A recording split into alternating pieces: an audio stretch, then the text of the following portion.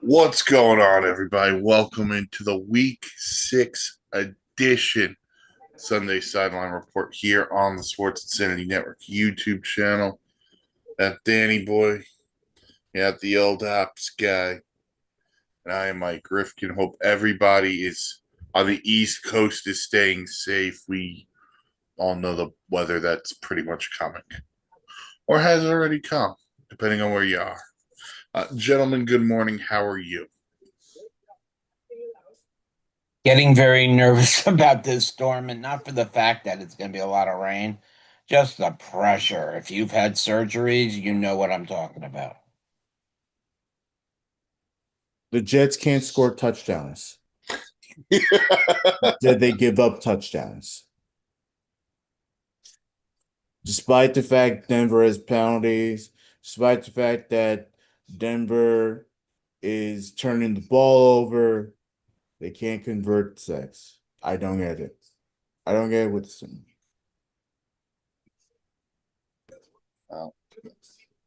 I can explain a lot. One, they have one wide receiver. The offensive line has had some injuries, and there's some other stuff that's gone on. Yeah, but Denver just score. It's 10-6. A lot of their players are coming back healthy this week. Yeah. And they're playing better so far, but it's not enough.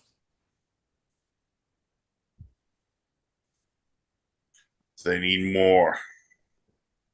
They were commenting yesterday that the field conditions were not the best again. So I don't know, maybe that has something to do with it at all, meaning for both sides, not just the Jets. I'm talking both sides. But the MetLife Stadium is a nightmare in terms of field. No, yeah, but they're in London right now, so but my point is that my point is they always deal with horrible field conditions. So this should be nothing new to them. I apologize, Dan. I didn't know which way you were going with it. I apologize. Right. So Denver took a lead at the end of the first quarter. It is 10-6. Denver's touchdown was scored by Nate Adkins, who apparently was on the Atkins diet. I don't know. I didn't pick him for a touchdown. I did not pick him for a touchdown either. But right now it's 10-6 Denver. The Jets still looking for that first win of the year. First win in Aaron Glenn's career as well. But we got some stuff to talk about. We'll get into the Thursday night game in a minute. But we had a trade made this week, guys, as we get ready for the trade deadline, which is coming up in a couple of weeks. The Cincinnati Bengals did something about their quarterback play because they realized Jake Browning isn't even as good as Jake from State Farm at playing quarterback. And he's not good at baking brownies either. You can go for some brownies. Anyway, the Cincinnati Bengals have acquired Joe Flacco from the Cleveland Browns in exchange for a draft pick. I'm just going to start this. I said this wishbone with Noah. I hate this. I don't hate this because it's Joe. I hate this because it's not Joe Flacco's fault, but it doesn't move the needle. It doesn't move the needle for me. I'm sorry. If you would want to get Jameis Winston, that moves the needle for me. Russell Wilson could have moved the needle for me. Somebody else could have moved the needle for me.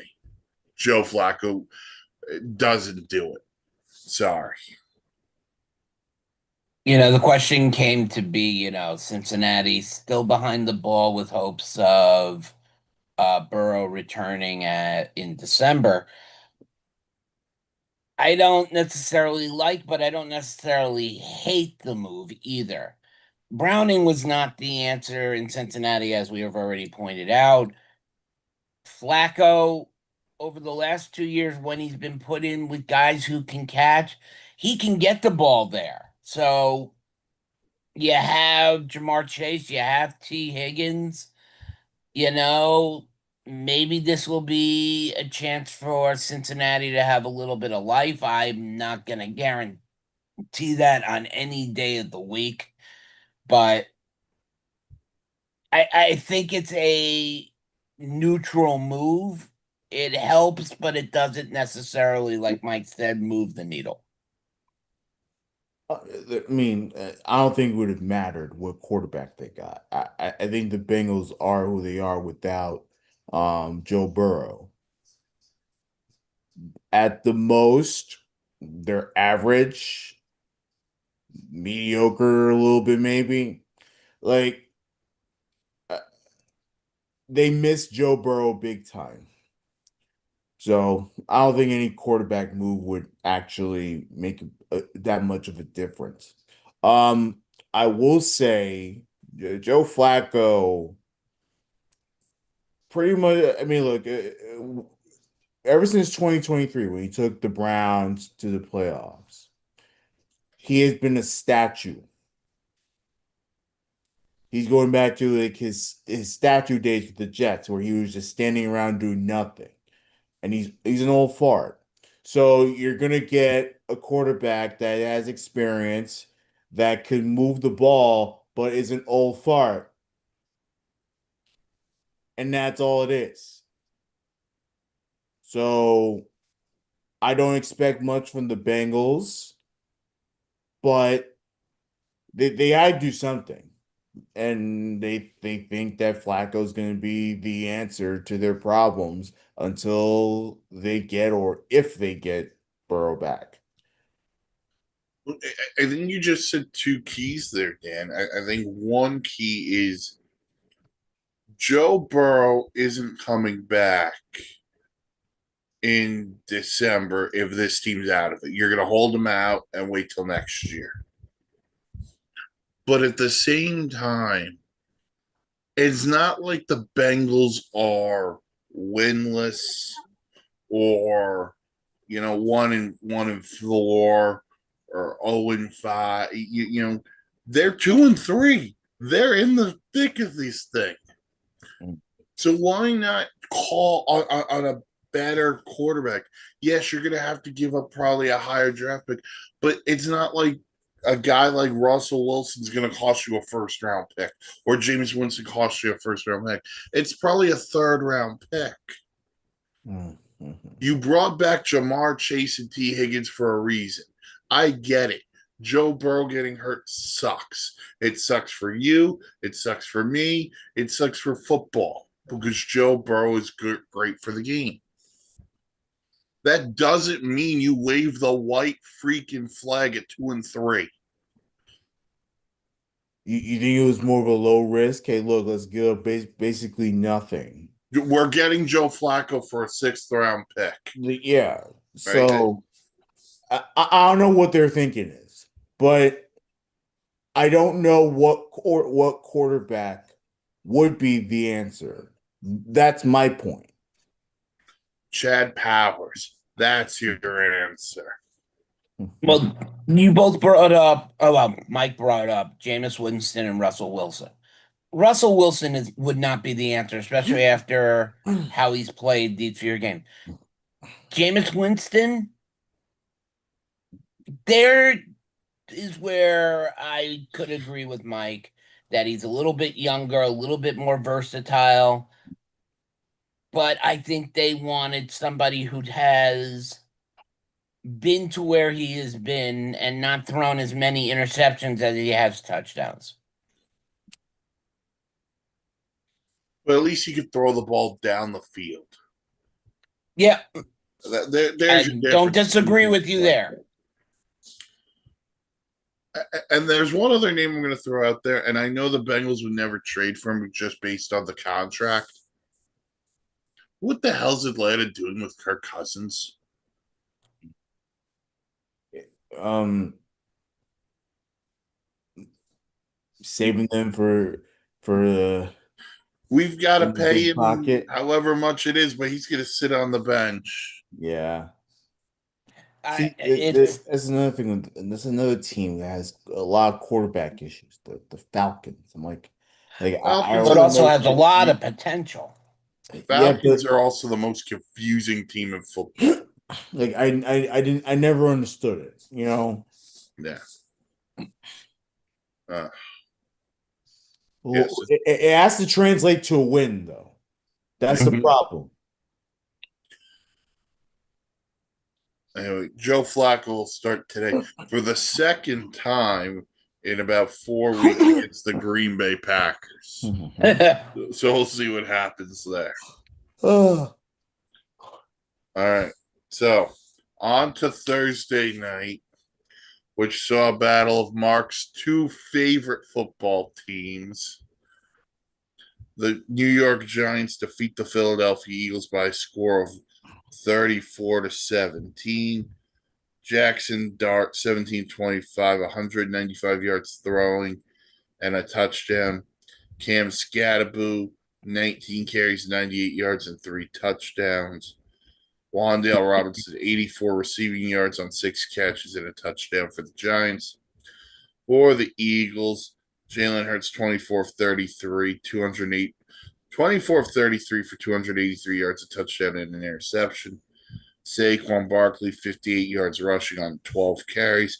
Dallas got 9 catches, 110 yards, and a touchdown. Philly goes to 4-2. The Giants go to 2-4. Uh, Dan, I will start with you on this. Your thoughts on that game? um, Jackson Dart stud, and I think Dable going to him when he did was probably the best move for the Giants. I'm not sure if it's a playoff ceiling move because the Giants are still kind of behind the 8 ball. But I really think for a franchise that's trying to develop for the future, this is definitely the best move they could have made. So, I mean, honestly, congratulations to the Giants, man. I really think they got something in Dart and Scattaboo, and clearly the offense is moving better with Dar under center, and Dable is able to dial up better plays with him. He's confident in him. And that's a great thing. And then kudos to the Giants defense. I said this on the gridiron. Um, you know, one of the X factors was for the Giants was the defense because the Eagles are coming off a really tough loss to Denver because they didn't score in the second half. So my point was that the Giants can hold them to as little points as possible. And then if the offense is as good as they say they are, they can just take off, then that's a win. And that's exactly what they did. The Eagles had nothing on offense. Like from the jump street on both sides of the ball. It was no competition. The Eagles, yes, they had what they did score some points early and everything, gave the fans something to cheer about, but it was no contest. The Giants were better offensively, way better. Now the Eagles were without their best defensive player in Carter, but still they should be making plays and they didn't. And that's kudos to the Giants for coming out and playing. Eagles were somewhere missing, Mark, on Thursday night. As I said to these guys, I was working and then I had a sports card break, and then I fell asleep and I completely forgot about the game and didn't see it until the next morning. Hats off to the New York Giants for for beating the Philadelphia Eagles, a game which the Eagles were very heavily favored. Jackson Dart was out there throwing bullseyes. Here's my only issue. It's the number of yards he had. 195. That's not going to win football games going forward. That has to increase. Wendell Robinson had a great game, led the Giants with 6 catches and a touchdown. You can still see they're really badly missing Malik Neighbors, but the talk of the game is Cam Scabbo. I love this kid. And I said to Mike when I was in the room yesterday, reminds me of Ron Dane and Brandon Jacobs a little bit. That good old fashioned powerhouse downfield runner. Yeah. The Eagles, there is something wrong, not only with Saquon Barkley, but there is something wrong with Jalen Hurts. He is not the quarterback he was last year. He's forcing bad passes. There is something wrong between him and AJ Brown, as Dallas Goedert is leading the way for the 3rd week in a row, and I believe he's had touchdowns each week too. What is wrong with Devonta Smith, AJ Brown, and Jalen Hurts, Mike? Well, the answer to that is the new offensive coordinator, Kevin Patullo. I mean, I believe it's Dan Orlovsky who says this on ESPN. Like, this offense has become boring and predictable, but most importantly, as a team, they don't look like the team that won the Super Bowl last year. They look like the team that choked a couple of years ago. They still got into the playoffs and Tampa Bay beat the snot out of them. That's who they look like. This Saquon Barkley needs more than 14 touches in a game. AJ Brown has to get involved early in a football game to get him. I don't want to say interested because I don't think he's disinterested, but at the threat of AJ Brown has to go through a defense. Devontae Smith, same thing. The other element that looks lost for this team is the Jalen Hurts run. Because it feels like the only time Jalen Hurts is really carrying the ball himself is either A, he's in scramble mode, or B, it's the ridiculous tush push.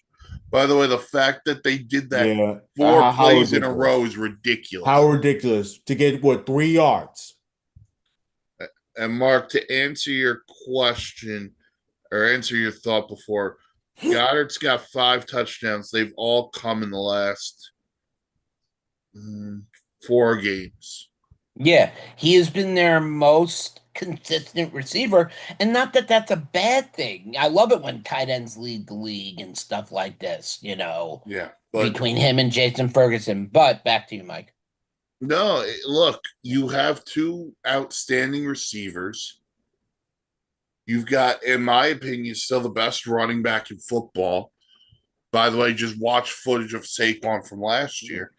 The guy they miss is Kellen Moore.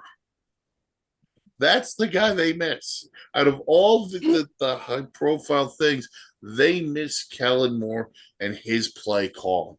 Because this team, when they're in shotgun, everything is pass. When they're behind center, everything is run. There is no change in this offense. The Giants are involving more of their playmakers. They're involving Scatterboo.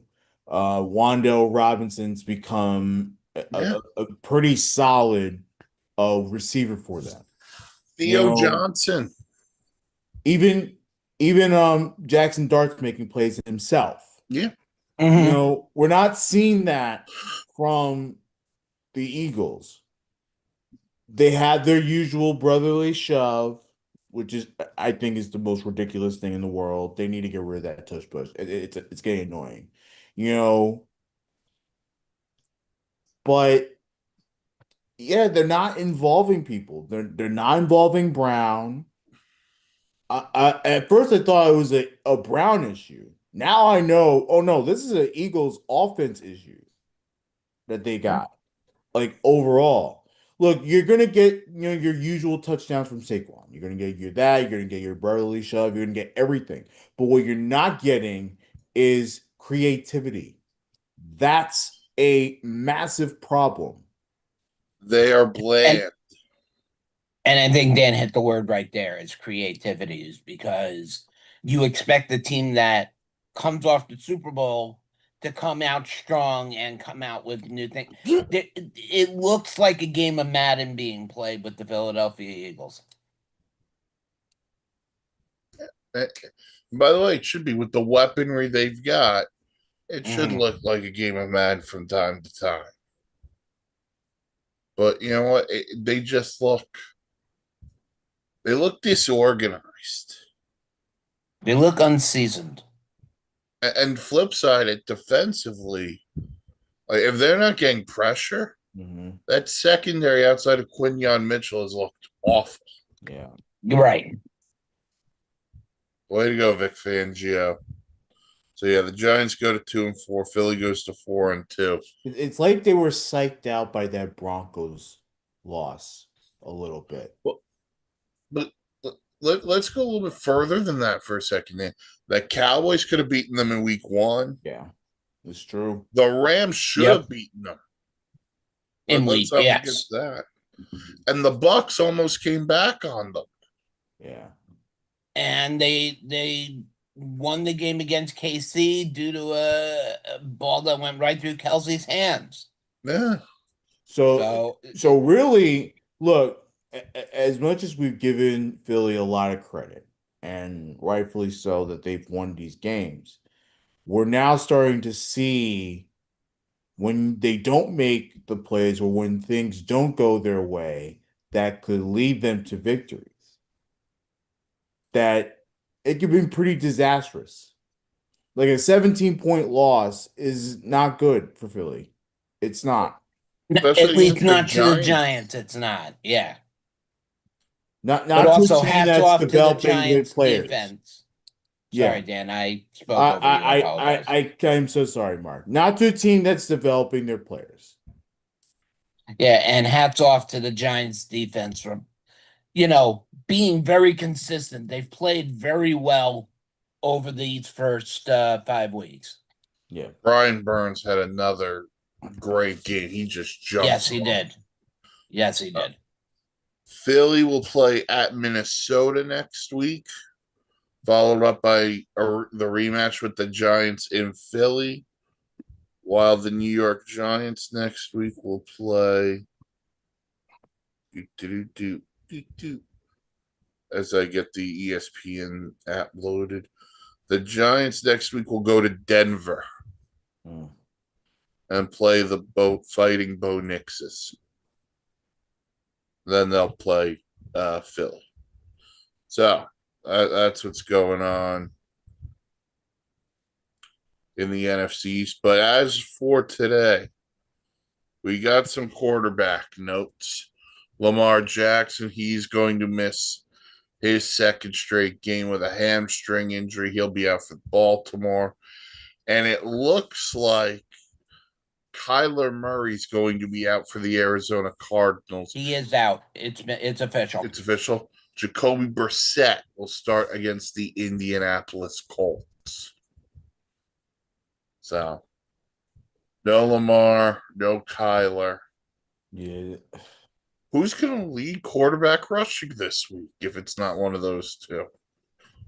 See, I would throw in and say Dak Prescott, but the weather in Carolina is not going to be favorable for a real running game. Hmm. I was joking with the question. I know. So we'll see what happens there.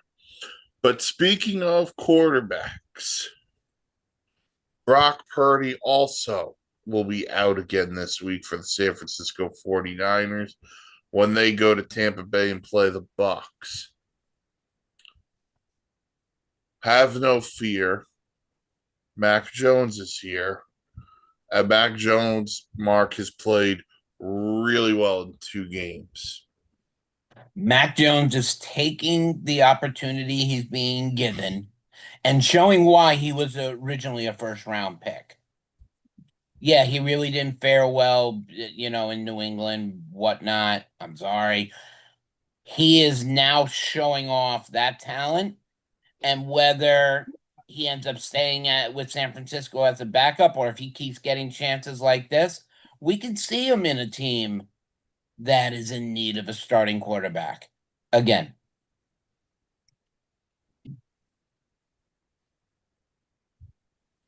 Dan, We're still on Mac Jones or Lamar. See, All right.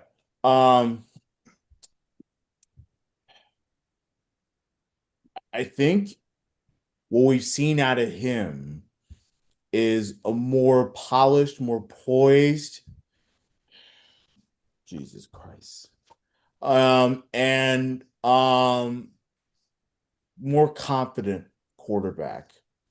Again, I don't know if it's the Shanahan effect, but something's different than what we saw in New England.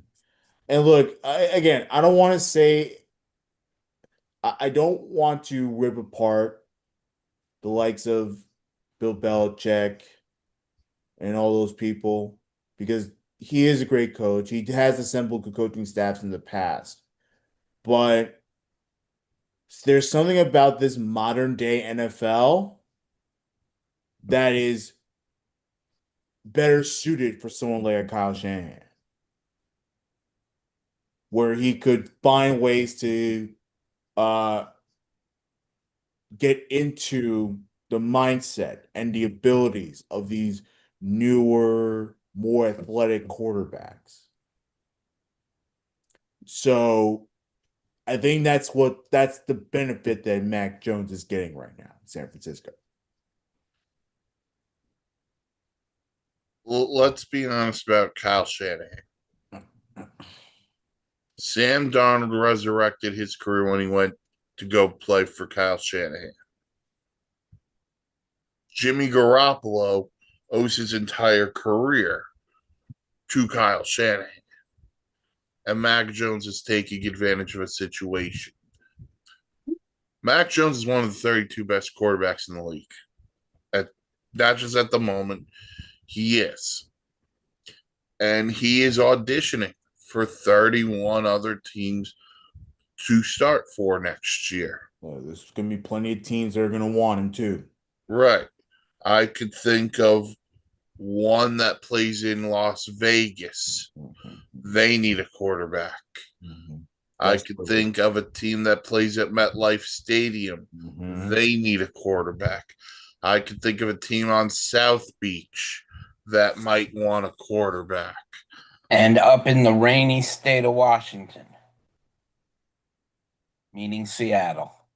Sam Darnold's been really I good. disagree with that. I I really don't. Sam Darnold. I like Darnold's what been. Sam Have you Darnold watched doing. Sam Darnold play? Have you looked at his He's a numbers? Yes, I baller. have. He's And a I know it's baller. going to collapse in the next 2 or 3 weeks. It's contingent on what he does at the end of the season. But you see, last year was his first time being a big time starter in a while. So maybe he's taking that experience. And look, again, I'm not gonna say that it won't happen, but I feel like he's gonna take that experience that he had in Minnesota and be better at it. Like I think Sam Darnold has that mindset. Sam Darnold's got a 3-to-1 touchdown interception ratio. Yeah. 9 touchdowns, 3 picks. Yeah. By the way, in Seattle, I want to see a little bit more of Kenneth Walker. That's my Yeah. main issue in Seattle. Yeah. I'm intrigued by Mac Jones to the Dolphins, to be honest with you. Because of the whole Alabama Tua thing. I totally understand. Well, the thing is, I don't want him going to the Jets because not that I don't want him going to the Jets. I would take him in a heartbeat over the crap that we have right now. But I don't know. Like I feel like the Jets could do better than Mac Jones. But look, if he turns out to be this stud that, you know, By the way, the team he's playing today, New Orleans, I mean, Spencer Rattler's been okay, mhm, but I'm not ready to commit the entire franchise to Spencer Rattler, yeah. No, So I think for Mac Jones, like he went to San Francisco to go kind of reinvent himself. He's he's gotten sure this done it. opportunity with Brock Purdy injuries, and he's taking the most of it. And in a way, it's exactly what Sam Darnold did. But the other thing is this, and we keep bringing up teams. The other team I'm going to bring up here, and they ruined quarterbacks, so I don't insist on going there. But what is Bryce Young proven? Carolina might be another team that you may want to go that might want to go in on a quarterback. Well, we know something happened in the Jet game. Something happened. As for Bryce Young, it was the worst gamble in the last few years, especially in what they gave up just to attain him. He's growing each year that he's been there. He looked a little bit better this year, but he's not gonna be worth past that fifth year. You're not Mhm. exercising that option. You're just not. So Mac Jones gets to start today for I was about to say for New England, but San Francisco while they're in Tampa Bay. New England found themselves another quarterback, though, Drake May. I mean, Yeah, jeez. he's And he's having a great season so far. yeah. He had a great game last week in Buffalo. Hmm. Shut down the Fighting Mosers. Uh-huh. Oh, yeah, that's a team also that's got some issues. So Yeah, but you know what was the biggest issue on Sunday for the Bills? Wearing those dopey white Oh, rivalry uniforms. you didn't like the Ugly, white pale, uniforms? ugly. they were going for the white for Gandalf's, trying to say you will not pass. Yeah, it didn't happen. Oh boy. Yeah, that was an ugly performance. Very uncharacteristic by the Bills to have penalties and turnovers. But I think that's more Patriots, just being a thorn up everyone's ass. The other thing I'll say this on Buffalo: if Josh Allen's not in God mode, they don't win. Yeah, he's old. If Josh Allen's not God, they don't win. So There might be I there don't know might if be a there's a lot of people penalty or a have something to fumble. say to you on that one, Mike. Listen, that's not disrespecting the guy. The guy is an elite quarterback, but it's the way they're built. Mhm. All right. As mentioned, we're into week 6, which means everyone's starting this debate on MVP. And we've got some options this year so far. So, Mark, who you got right now as your MVP front runner? Yeah, this is so unfair in week 5, but right now, yeah. God, why you have to make me say it right now? It's Daniel Jones. It's killing me to even speak that as I humbly apologize to the man for all the shit I gave him over the last few years. The tripping incident will be forgotten now. I promise you. 4-1. Congratulations on shutting up everybody. So Daniel Jones for me. All right. Dan, I'm gonna go Baker Mayfield. How clutch is Baker Mayfield, man? And let's be honest, he is the big reason why the Bucks are winning a lot of these games. And look, I know that Again, Bucks have playmakers, but sometimes you got a lot of injuries with that team too. Yep. So with Baker Mayfield going out and cooking the way he has established himself at this point to be elite status, man. Elite status. No question about it. I'm going with Baker so far this season. I really think without Baker Mayfield, I don't know what this Bucks team looks like. Um, the same could be said with Daniel Jones too, but like I really think that Baker Mayfield is so clutch in big time moments. I have yet to see Daniel Jones, Mark, and I get your point, in clutch big time moments in a close game where Fair we enough. need to see him make a big time play. So far, he's turned the ball over in those spots. Fair enough. Yeah, his wins include the Raiders, Titans, and Dolphins, and those are three of the worst teams in football. I'm with Dan. I, I'm I lean Baker because Baker's been awesome. The other guy I'm going to bring up, and it's because outside of one game though, he's been really good. Jared Goff deserves some love. Fair, Like, I can't believe none I'm of but us I'm said with him, Dan. but I'm Baker, and let me be blunt. I'm not the biggest Baker Mayfield fan, but ever since he left Cleveland, he's turned it into a different, not even just different player, different person. Yeah. Now he looks worthy of a number one overall pick. Well, I think he realized how poorly he was being treated by Cleveland, by how poorly run franchise they are too. yeah. So now that you go to a franchise that's better run, like the Rams, like I mean Carolina, they suck too, but at the time they've seemed like Yeah. the darlings of the NFL, right? Um, Tampa Bay. Like you go to these better run franchises with better coaches and better teams, like you have that desire to win. Yeah. And that's all it was for Baker. Baker wants to win. He wants to Yeah. be, you know, one of the best. Jets have the ball again. Um, Just for our fans out there, ESPN might be broken, but accordingly as I am reading this, Justin Field has 1 yard passing in the first half.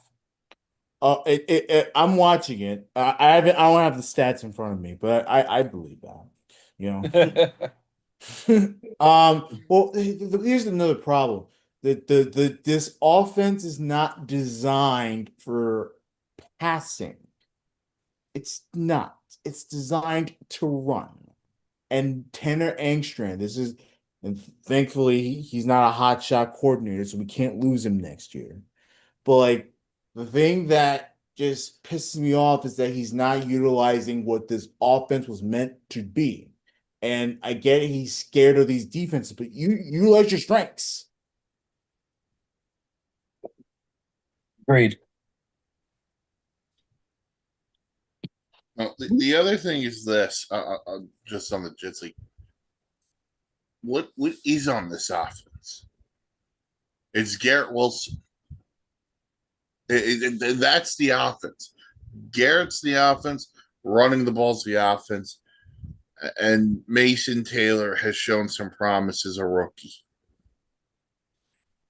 By the way, Mark, you're right. Justin Fields has 1 yard, and he's 2 of 4 passing. He's been sacked more times than he has completions. Ridiculous. Where's Zach Wilson when you need him? You poor Jets fans. You know what? Here's the funny thing. Zach Wilson would win this game. You know how sad that is? I mean, yeah. Golly. Oh, jeez. All right. Finally. First down. Holy crap. All right, move on, Mike. I'm sorry. I'm No, sorry. you're good. That was entertaining. All right. And all right. Let's get into some of the games this afternoon that we got. As mentioned, no Lamar Jackson Mm-mm. for the Ravens today. They'll host the Rams, and I'll say this: I'm not buying that it happens, but if you're Baltimore and you find a way to win this game, you're 2-4 entering the bye week. Maybe you get Lamar back.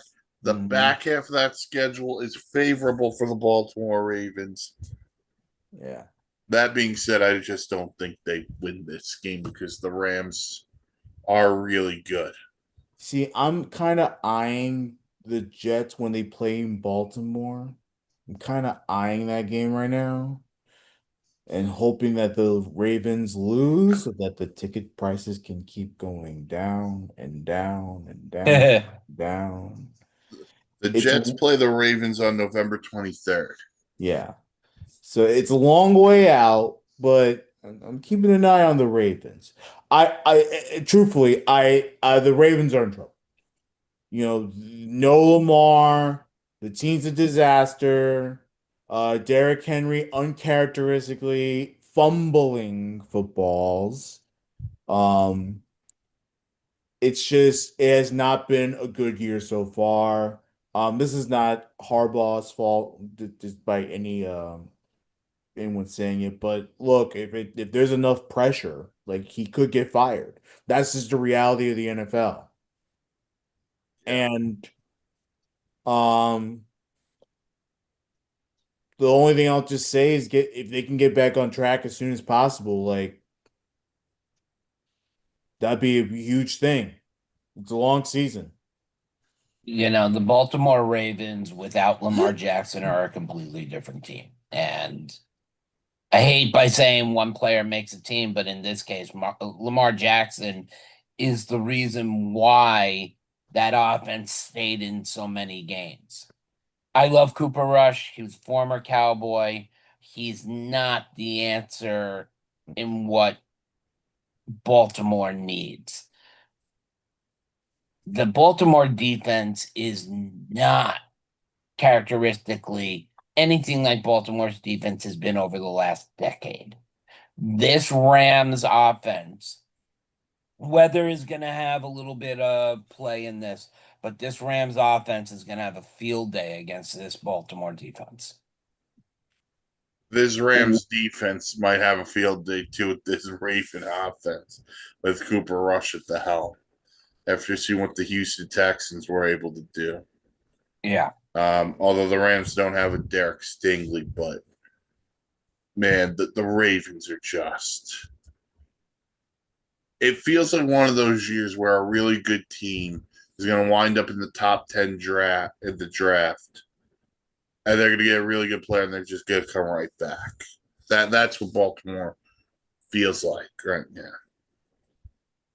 So you got Rams, Ravens, and then we got another good one in Jacksonville, the Seahawks and the Jags. I built them Jaguars, baby. Like, 4-1. holy crap.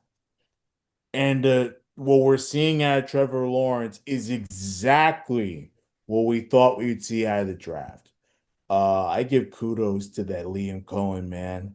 You know, he's done a tremendous job with that team. This was one of Summer's picks. She picked the Jacksonville Jaguars to beat the Seahawks today. Ugh. Um, I'm liking what I see out of Trevor Lawrence this year. He's being a little bit more aggressive.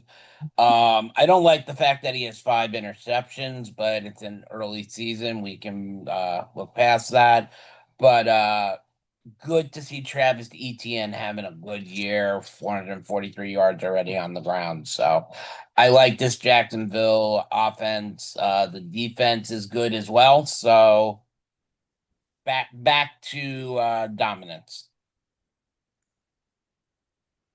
I need more. I feel like this is what Jacksonville did the first year under Doug Peterson. They were really good. We said, okay, it was definitely the coaching of Urban Meyer. Trevor Lawrence is back to being that guy.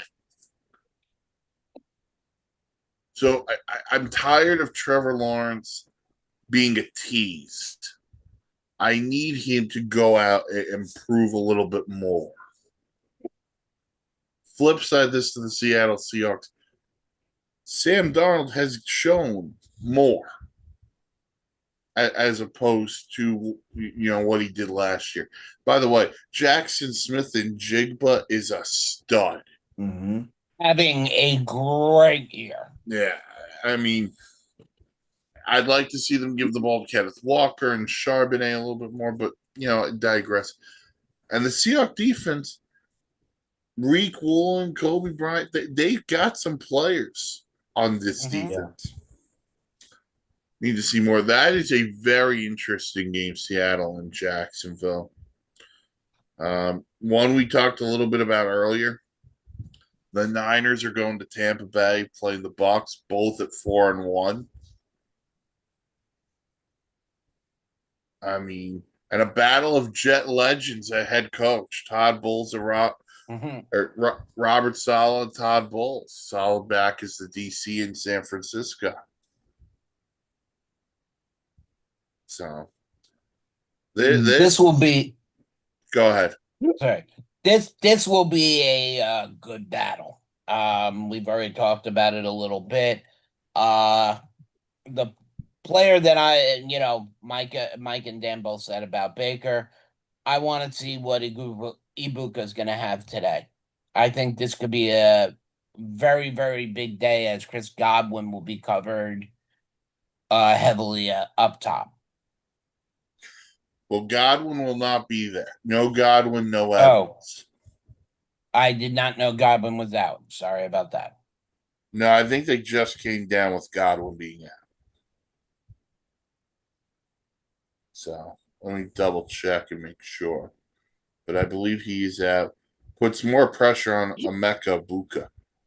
Yes, it does.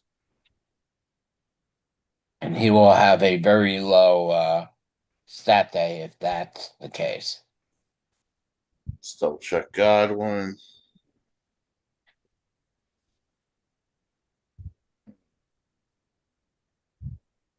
Yep, Godwin is out. Okay, then that changes that whole. Then a lot is going to fall on Ibuka's hands, so we'll see if he's even going to have the day I originally predicted. We also have to wait on the status of Jawan Jennings for San Francisco. He is a game time decision. But this has the makings of a very fun game, San Francisco and Tampa Bay. Then we got Sunday night where not only where Chris Collinsworth will tell you here's a guy, we actually got a good one this week. Probably for once it's the Sunday night game we deserve. Yeah, Lions Chiefs. That's a sit down, get your popcorn ready. And it will not be a defensive game. This is going to be a 49-42 football game.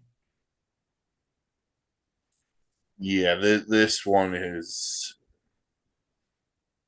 going to be fun. A lot of offensive firepower, both sides.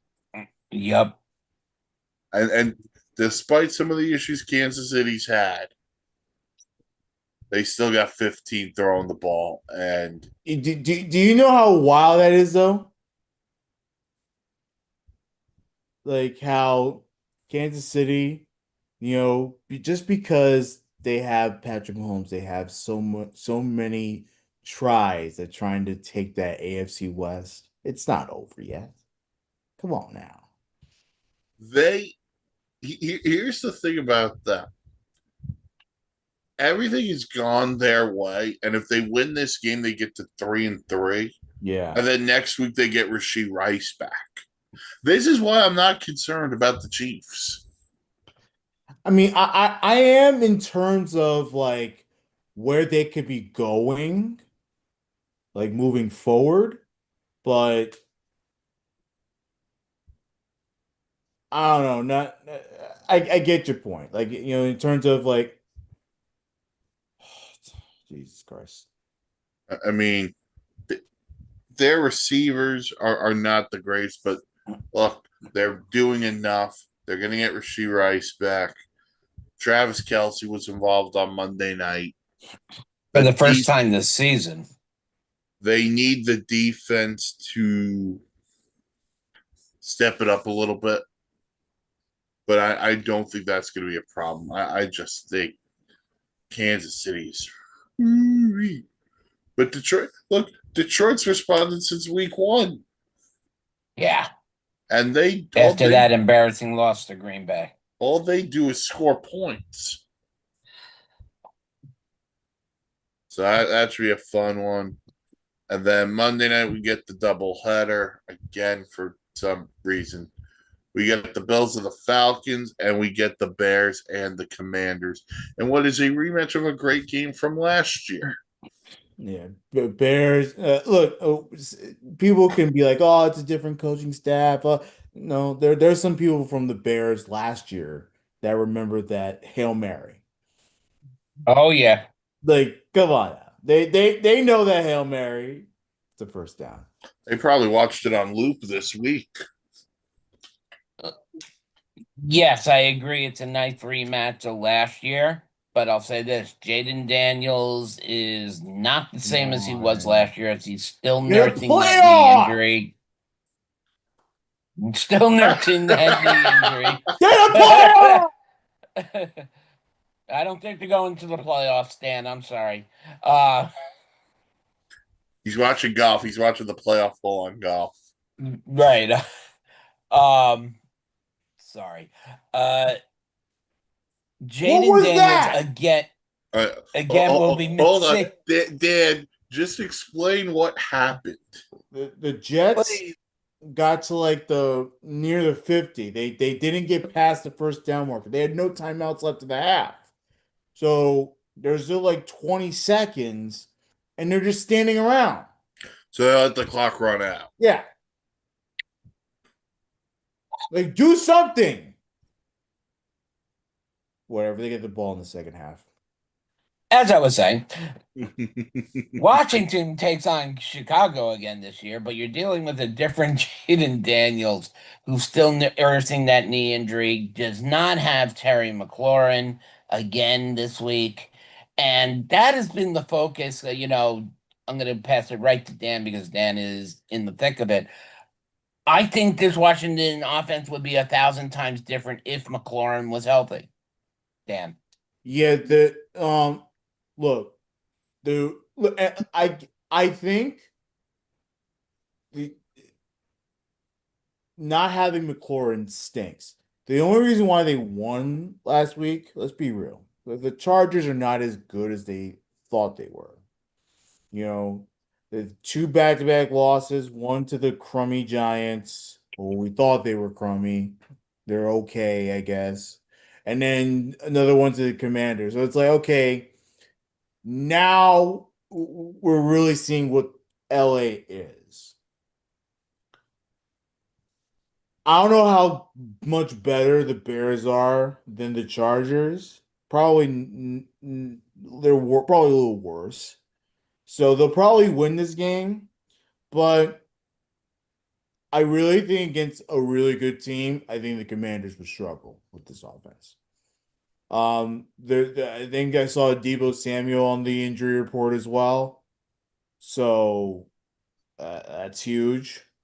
Especially after the week he had last week. Yeah, so JD5, man, you're gonna put a lot on his shoulders. That's rough. That's rough it's a tough ask for him. My And phone's they blowing do up have a because of running game this. now with Krosky Merritt, who showed up in a big way last week. So that's poor.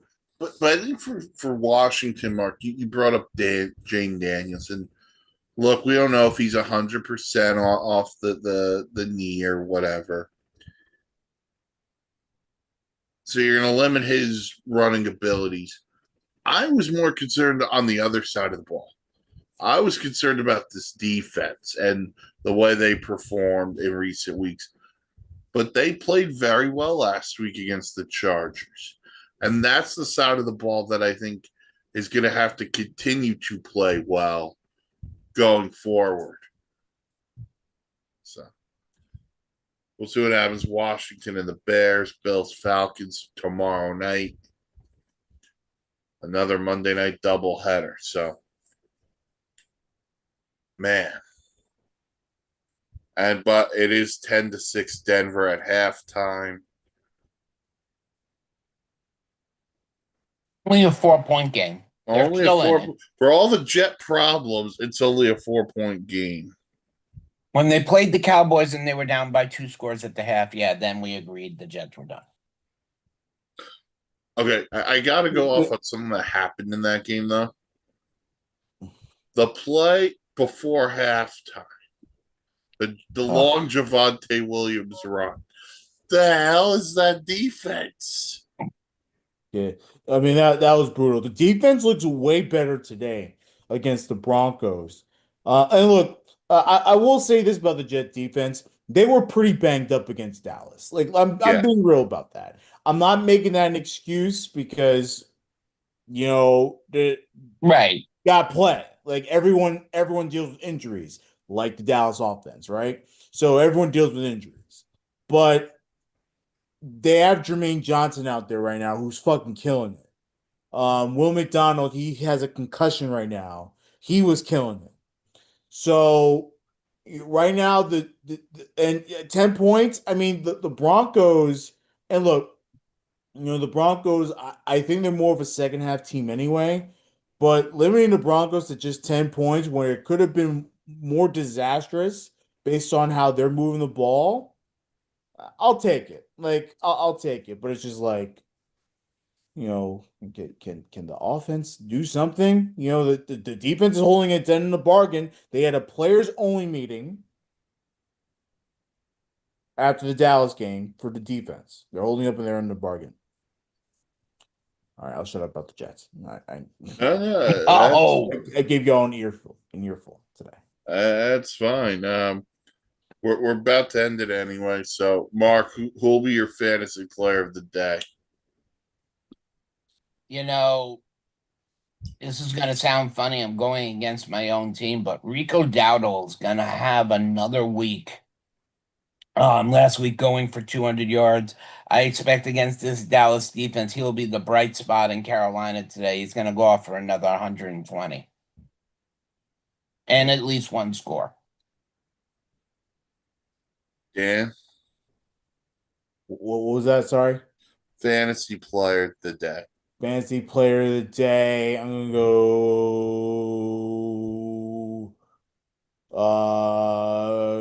Green Bay defense, if that counts.